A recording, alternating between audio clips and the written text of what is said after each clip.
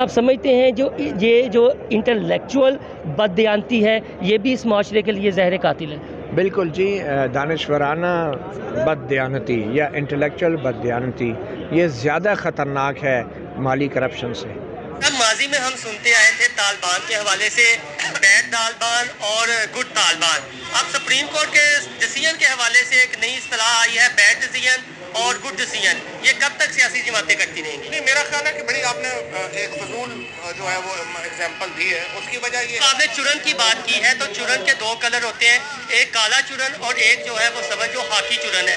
इन्होंने कौन सा चुरन बेचा, काला चुरन या दूसरा चुरन? आपके चूरन के ऊपर इल्म से मुझे लगा है कि आप हकीम भी हैं। संजीदा रिस्पांस तो सियासतदानों की तरफ से यकीनी तौर पे आता है और हमारी कोशिश ये होनी चाहिए कि सियासतदानों को गैर संजीदा होने के बावजूद भी उनसे अपने सवाल का जवाब लेना बहुत ज़रूरी है, और जितना वो इनकार करेंगे, जितना वो गैर संजीदा होंगे, वो खुद ही अपने आप को। अस्सलाम वालेकुम, इनसाइड स्टोरी के साथ मैं मोहसिन बिलाल। जो जर्नलिज़म के स्टूडेंट हैं, सैकड़ों नहीं बल्कि हज़ारों स्टूडेंट के इस वक्त अगर चंद सहाफ़ी, चंद रिपोर्टर्स और चंद ट्रू जर्नलिस्ट जो हैं वो फेवरेट हैं या आइडियल हैं, तो उनमें एक मतीउल्लाह जान साहब हैं। पंजाब असम्बली में आज आए थे सेशन की कार्रवाई देखने, पंजाब असम्बली की राहदारियों में मौजूद है। मतीउल्लाह जान साहब, सुनाएं कैसे हैं आप? मैं ठीक हूँ और बहुत शुक्रिया आपका। पंजाब असम्बली की इस बिल्डिंग में पहली बार आया था, तो लाहौर में था, तो मैंने कहा जाके देख लें, कार्रवाई देखनी भी चाहिए। यही हमारे सियासी इदारे हैं जो हमारा मुस्तकबिल हैं।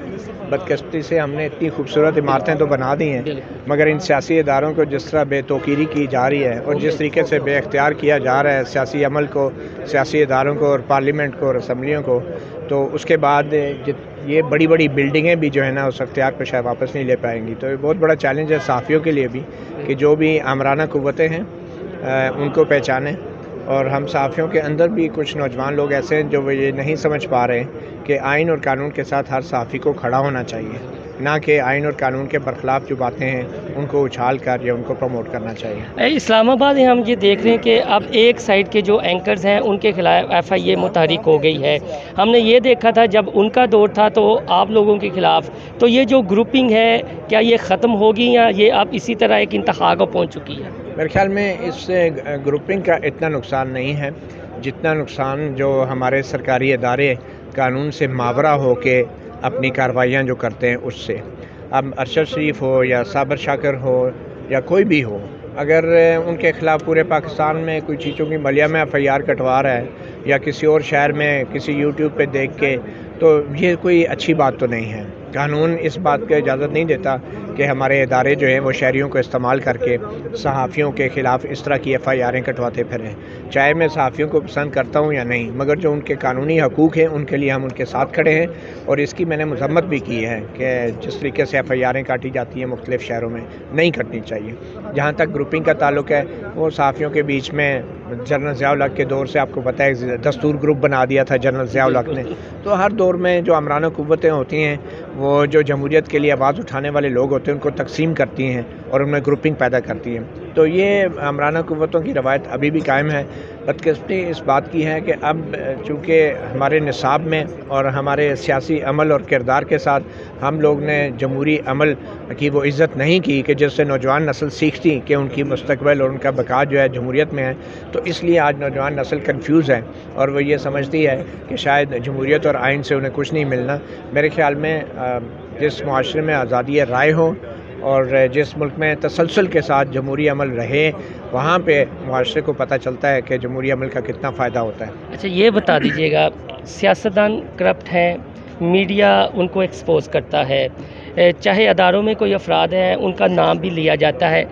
हमारी सहाफ़ती सतह पर जो इंटेलेक्चुअल बददियानती है, जो हमारे एंकर, हमारे कालम निगार, हमारे तज्ज़ियाकार करते हैं, सिर्फ वाहिद एक थे जो आपने इस एंगल से प्रोग्राम किया था कि जो सहाफ़ी सरकारी मरात लेते हैं, उससे आप समझते हैं जो इंटेलेक्चुअल बददियानती है ये भी इस माशरे के लिए ज़हर कातिल है? बिल्कुल जी, दानिशवराना बददियानती या इंटेलेक्चुअल बददियानती ये ज़्यादा ख़तरनाक है माली करप्शन से। इंटेलेक्चुअल बददियानती और माली करप्शन में अगर मैं आपको मुख्तसर फ़र्क बताऊं तो माली करप्शन तो वो है ना जिससे आप ख़ुद को फ़ायदा उठाते हैं या कुछ लोगों को नुकसान पहुंचाते हैं, لیکن جو دانشورانہ بددیانتی ہے، جو انٹلیکچوئل کرپشن ہے، وہ نسلوں تک کا ذہن خراب کر دیتی ہے اور ان میں زہر، ان کے ذہن میں نفرت گھول دیتی ہے۔ یہ انٹلیکچوئل کرپشن جو ہے بہت خطرناک ہے۔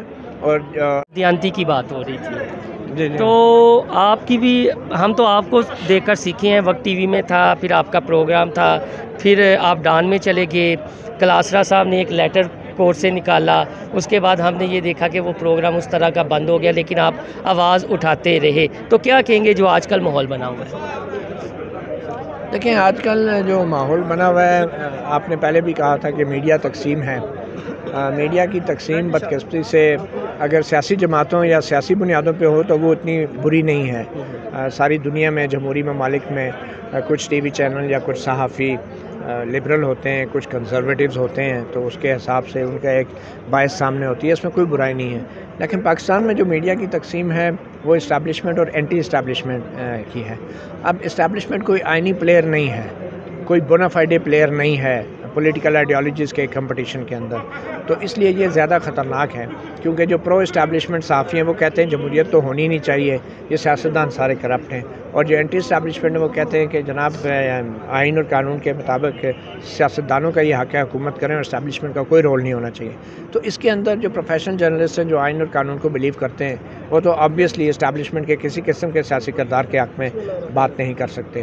تو یہ تقسیم ایسے نہیں ہونی چاہیے کہ فوج بہتر ہے، فوجی حکومت اچھی ہے یا جمہوری حکومت اچھی ہے۔ اس طرح کے جان بوجھ کے سوالات جو ہیں نوجوان نسل کے ذہنوں میں ڈالے جا رہے ہیں، اور اس قسم کی تقسیم جو ہے پھر ویسے ہی ہوتی ہے جس طرح کی بدقسمتی سے ہمارے ملک نے 1971 میں دیکھا کہ ملک تقسیم ہو گیا۔